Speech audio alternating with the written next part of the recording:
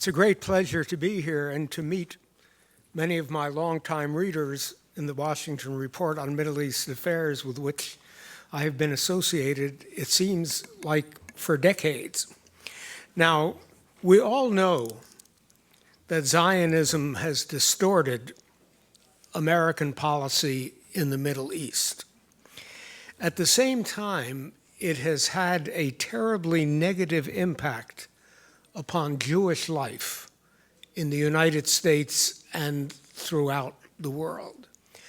And it is important to remember that historically, Zionism was a minority view within Judaism, particularly in America. The organization whose journal I edit, the American Council for Judaism, was established in 1942.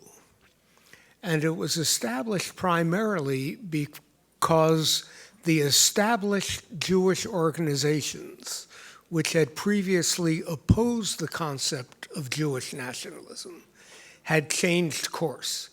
So the council was organized to maintain this older view that first, Judaism is a religion, not a nationality, that American Jews are American by nationality and Jews by religion, just as other people are Protestant, Catholic, or Muslim.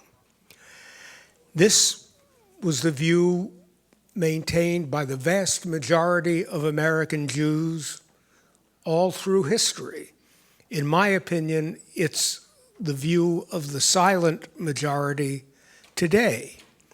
Zionism gained a foothold largely because of the reaction to Nazism.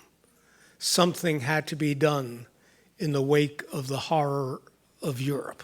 But I just want to give you a little bit of the history so you understand where we're coming from. In 1841, at the dedication of Temple Beth Elohim in Charleston, South Carolina, the oldest Reformed synagogue in America, Rabbi Gustav Poznansky declared, "This country is our Palestine. This city is our Jerusalem. This house of God is our temple." In 1885, when the Union of American Hebrew Congregations was established in Pittsburgh, Rabbi Isaac Mayer Wise, the leading Reform rabbi of the time, was instrumental in writing what was called the Pittsburgh Platform. In it, he declared, "We consider ourselves no longer a nation, but a religious community, and therefore expect neither a return to Palestine nor a sacrificial worship under the sons of Aaron, nor the restoration of any laws concerning the Jewish state." One of the leading Jewish theologians of the 20th century, Abraham Joshua Heschel, said, "Judaism is not a religion of space and does not worship the soil. So too, the state of Israel is not the climax of Jewish history, but a test of the integrity of the Jewish people and the competence of Judaism." And in 1929, a respected Orthodox rabbi, Aaron Samuel Tamarat, wrote that the very notion of a sovereign Jewish state as a spiritual center was a contradiction to Judaism's ultimate purpose. He wrote, "Judaism is not some religious concentration that can be localized or situated in a single territory. Neither is Judaism a nationality in the sense of modern nationalism, fit to be woven into the threefoldedness of homeland, army, and heroic songs. No, Judaism is Torah, ethics, an exaltation of the spirit. If Judaism is truly Torah, then it cannot be reduced to the confines of any particular territory. For as Scripture said of Torah, its measure is greater than the earth.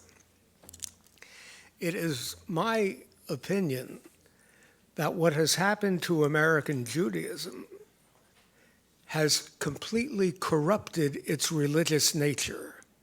What we are witnessing today, synagogues flying Israeli flags, programs urging American Jews to emigrate to Israel, their real homeland,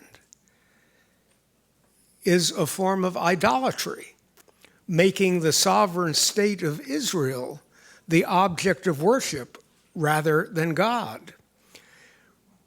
In 1999, the Union for Reform Judaism adopted a resolution saying Israel is central to our religion. Israel, not God.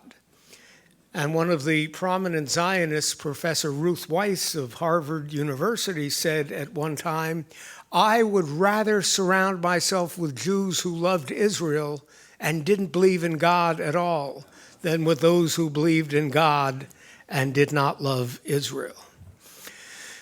It is also my view that Zionism is a subversive enterprise. What would we as Americans think of any religious institution in our society that flew a foreign flag in its houses of worship, that told young Americans that this is not really their homeland, that someplace else is their homeland, and that the highest form of their religious expression is to emigrate to that country? Now, I doubt that very many American Jews believe any of that. Very few American Jews are emigrating to Israel. Yet their religious institutions manifest that sensibility. If you read the Jewish press, whether the Forward or the Washington Jewish Week or local Jewish papers in Los Angeles or Cleveland, you get the feeling that you are reading the papers of an expatriate community. It's as if you were reading the papers of recent immigrants from El Salvador who were reading about the daily events in their home country and were being urged to return. Now, there have been many distortions in American Jewish life. Consider the hypocrisy of American Jewish organizations, which have gone to court to remove voluntary school prayer from our schools, remove Christmas trees from our schools, yet support a theocracy in Israel where there is no separation of church and state. That Israel calls itself a Jewish state, yet non-Orthodox Jews have fewer rights in Israel than any place in the Western world. Reform rabbis have no right to perform weddings or funerals. Conversions by Reform rabbis are not recognized. Israel is not a free society with regard to religion. The question then arises, American Jewish organizations which dedicated themselves with such fervor to a strict separation of church and state seem not really to believe in separation of church and state when Jews are a majority. It's interesting that when Thomas Jefferson and James Madison wrote the Virginia Declaration of Religious Freedom, they were not members of a persecuted minority. They were people who believed in religious freedom. One wonders if the American Jewish establishment shares that belief. Consider how Israel has infiltrated American Jewish life to the extent when resolutions were proposed in Congress to recognize the Armenian genocide by Turkey, Jewish organizations led the crusade to remove that legislation and defeat it because Israel at that time was allied with Turkey.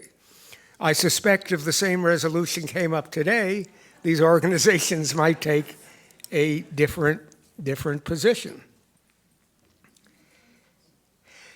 In Israel itself, there is a growth of racism.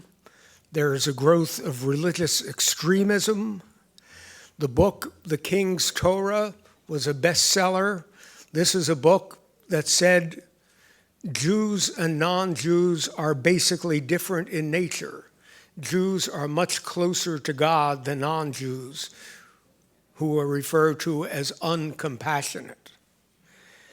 The Ten Commandments, thou shalt not kill, according to this book, written by Orthodox rabbis whose yeshivas on the occupied West Bank are financed by the Israeli government. This book says that thou shalt not kill refers only to one Jew killing another, not killing non-Jews. In fact, it discusses the circumstances under which it is all right to kill non-Jewish children. Religious extremism of the highest order. Rabbis have made proclamations telling Jews in Israel not to rent homes, apartments to non-Jews. We understand there's religious extremism in many parts of the world. My point is, why don't American Jews say a word about this? Not a word of criticism of the racism and extremism growing in Israel. It has distorted Jewish values. It has distorted American Jewish life. Now, I'm not a pessimist because, as I said earlier, I believe that the position I represents a silent majority of American Jews, not those who are members of AIPAC or the American Jewish Committee, but the vast majority of American Jews believe they are Americans, believe that Judaism is their religion, do not believe that Israel is their homeland. Zionism is in retreat, in my opinion, within the Jewish community. We've seen a number of events. Hillel foundations in various parts of the country are rejecting the guidelines set down by the Hillel Foundation officially. And Eric Fingerhut, the former congressman from Ohio, who is now the head of Hillel, said, according to our guidelines, no anti-Zionists will be permitted to speak at Hillel foundations. Mr. Fingerhut must not be aware of the long tradition of Jewish opposition to Zionism that I have just recited. And do you know, this is nothing new among the established Jewish community. When Napoleon invaded Russia, and Napoleon was bringing religious freedom to Russia, Napoleon tore down the ghetto walls all over Europe. But the rabbis in Russia supported the Tsar and opposed Napoleon, because if the ghetto walls were torn down and religious freedom came to Russia, the authority of the rabbis would be eliminated. So among young people, there's a great belief in freedom of speech, in freedom of debate, and a desire that moral values, treating each individual with human dignity, be applied everywhere, in Palestine as well as in Israel, as well as in our own country. So I think Zionism within the Jewish community is in retreat, and time will tell whether I'm right. Thank you very much.